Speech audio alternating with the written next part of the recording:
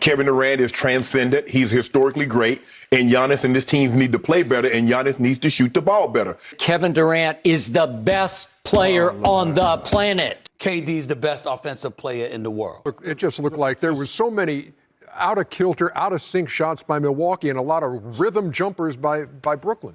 The Bucks have straight panic. They getting punched in the mouth, have no answers. They are in shock right now. They should just be flat out embarrassed. I mean, we got food. We thought there was going to be a good series. And we know that their crowd is going to be in it from the second we get on the floor for warm-ups.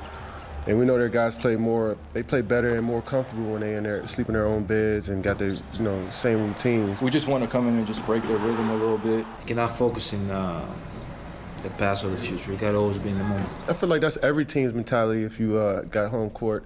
We know how important Game 3s are. The loss sucks. It's very frustrating. The Milwaukee Bucks just lost Game 2 in an embarrassing fashion to the Brooklyn Nets without James Harden, who's one of the big three and a huge piece to the offense. Losing the 2 games in Brooklyn wouldn't be a big deal if Harden was playing, but him leaving in Game 1 with less than a minute into the game and the Nets still winning both games while dominating on both ends is a cause for concern. Welcome to our breakdown, where we spill you the full tea on why your fave caught an L. My name is Zoran, and today we discuss why the Milwaukee Bucks lost to Kyrie and the Brooklyn Nets. And stay tuned till the end of the video to find out who took home the biggest L. Oh well.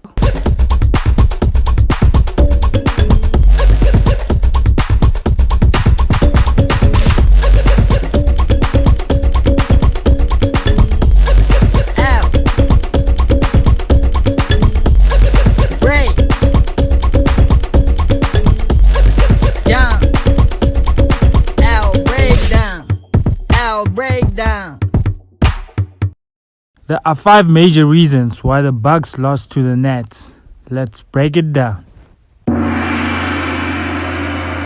Kevin Durant.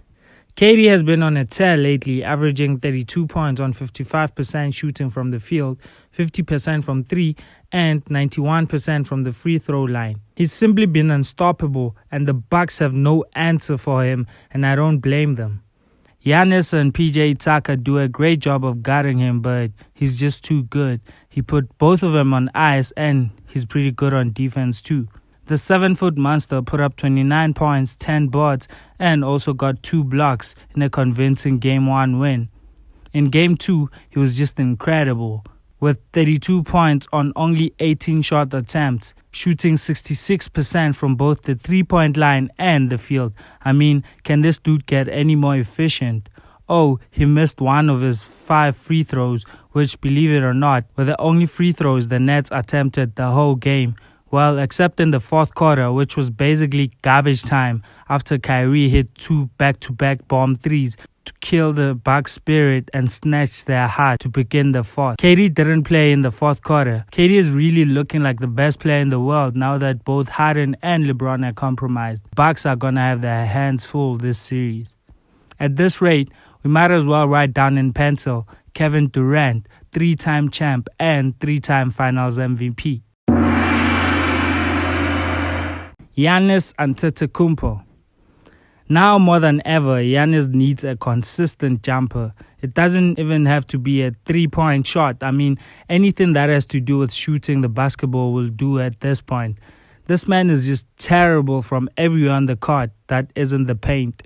It's been 2 years since Kawhi and the Raptors invented the wall to stop Giannis, but he still hasn't done anything about it. Euro-stepping and dunking the rock works just fine in the regular season when teams don't actually have to plan on stopping you, but in the playoffs, you turn into a questionable liability. Because now your team cannot depend on you to get a bucket when they really need one. There's a couple of things I want to touch on that the Bucks are doing with Giannis that just aren't cutting it. First and foremost, Giannis, my guy, you just have to make your free throws. You just have to. The whole point of the 3-man wall is to pin a foul on you if you run over the defender or send you to the free throw line if you win the call. So far, he has shot 10 free throws in the 2 games against the Nets and only made 2. Has been shooting 53% from the line in this year's playoffs on only 7 attempts per game. That's not going to cut it. I know it's very hard for big men to make free throws in the NBA historically, but even Shaq learned how to make free throws when he really needed to in high leverage moments in the playoffs. If Giannis doesn't get this under control, it's going to be hard to win a title with him as the focal point. He's going to have to be a second star to someone who knows how to handle the ball and get his own shot consistently. And that's neither Drew Holiday nor Middleton, because them boys aren't as consistent as we'd like them to be. Second thing is the coaching decisions made by Coach Bud. They keep on insisting that Giannis be the primary ball handler in most of their offensive possessions. And most of those possessions end in either an open 3 by Giannis at the top of the key, or Giannis driving the ball to get fouled or run over the defense, sometimes getting a bucket, or him kicking out the ball to a teammate who's rarely open in most cases. This works pretty well in the regular season, and I understand why it might have become the identity of this Bucks team, but in the playoffs, it results in a low-quality shot for the Bucks. Defenders will always sag off Giannis when he crosses half court with the basketball because everyone knows he's dangerous when going downhill in transition with his Euro step. So his primary defender always runs straight to the top of the free throw line to wait on him to either jack up an open 3, which he makes 12% of the time, and has been shooting a terrible 30% from 3 in the regular season. Giannis has only made 2 threes in this series so far after 8 attempts. He keeps on taking mid-range jumpers too unsuccessfully. Where he is very effective is down on the block because he has added a fadeaway shot similar to LeBron's, which he seems to be making consistently. And he's able to find an open shooter easily given his size when they send a double team. But the coach instead puts Brook Lopez there on the block and Giannis at the top of the key. So let's see how they adjust this in Game 3. Blake Griffin. And Blake Griffin has found the youth here in Brooklyn. All the basketball fans in Detroit must feel bamboozled and tricked by Blake Griffin. This man had the whole world believe he doesn't have it anymore.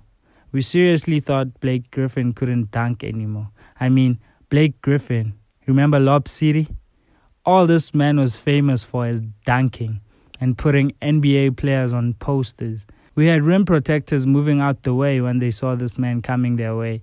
Now, all of a sudden, he couldn't even dunk in Detroit. And he turned into a spot-up 3-point shooter. And he really improved his game on that aspect. Ever since he's been in Brooklyn playing with the Big Three, he has magically gotten his athleticism back and dunking the ball so effortlessly. He put Giannis on a poster in Game 2. But more than just his dunks, this man brings a different energy to the court. Diving for loose balls, playing hard on defense, cutting hard to the basket, making his open threes. He played a huge role in the 2 home wins in this series and also played very well against Boston. He dropped 18 points and 14 rebounds in Game 1 while making 4 of 9. This dude has really figured out how to fit his role perfectly and makes the most of his opportunities with his shot selection. He only had 7 points in Game 2 with 8 rebounds and making 3 of his 4 shot attempts, only missing 1 of his 2 3-shot attempts. The Bucks might have size and strength, but the ability Brooklyn has to spread the floor and make perimeter shots is unmatched. And Blake Griffin is a huge part of it as a starting center of this team. His defense on Giannis has been amazing too. Even though Giannis dropped 34 points in Game 1, Blake still takes the assignment and has been doing a great job so far. The Bucks trying to play like the Brooklyn Nets. A lot of missed threes, man. I'm talking 14 of 57 in just 2 games. That's hectic. The Bucks have been playing finesse ball for the most part of these 2 games, not punishing Brooklyn inside, but rather taking and missing contested threes and mid-range jumpers. We have both Drew Holiday and Middleton jacking up bad shots left and right. There's only a few offensive possessions where you really see ball movement and them trying to find the open man. It's mostly frustration with Giannis getting kept out the paint, which leads to his teammates trying to make perimeter shots to try and spread up the floor for Giannis to get space. But they keep missing, so nothing changes. The Nets have held the Bucks to 20% shooting from 3 in Game 1 and 29% in Game 2. Bucks also shot less than 50% from the field in both games, which lets you know that they just couldn't make shots. Maybe it's the atmosphere in Brooklyn and they might improve that at home. We'll have to see. Bucks defense. The Bucks really aren't physical with Brooklyn. Brooklyn only attempted 9 free throws in Game 1 and only 7 in Game 2, which lets you know that there really isn't much physicality in these games, and mostly just skill and finesse, which is Brooklyn's strong point. I mean, look at the superstar players on each team.